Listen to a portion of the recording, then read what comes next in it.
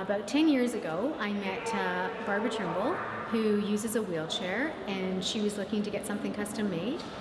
And so I started working with her, not knowing that someone in a wheelchair has any different clothing needs than I.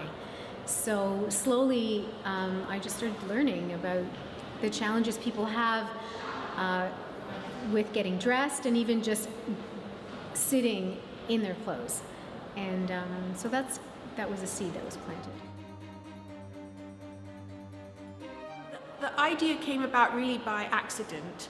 I went into her shop in the Junction after a yoga class and was sort of thinking, what's this new fashion shop? And stumbled in not realizing that it was a shop for seated fashions.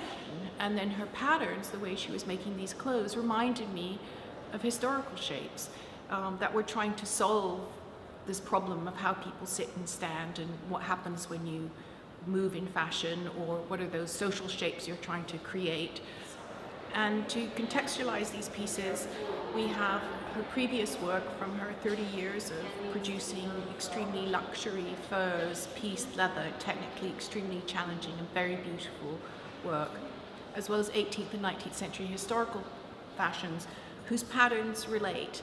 And the idea of that is to have you think about what is the point of fashion, what is the meaning of it, if some of these things with bustles and shapes that are designed to be very constricting, that's a social function, it's not a physical function.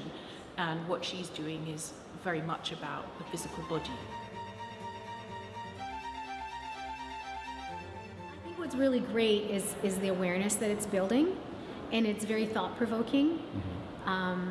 Just when you think about, again, like myself, I didn't know someone in a wheelchair has clothing issues and issues about getting dressed and what works and what doesn't. And so this allows people to think about that, and also, consideration for people in chairs and for people that have to get around differently than you and I.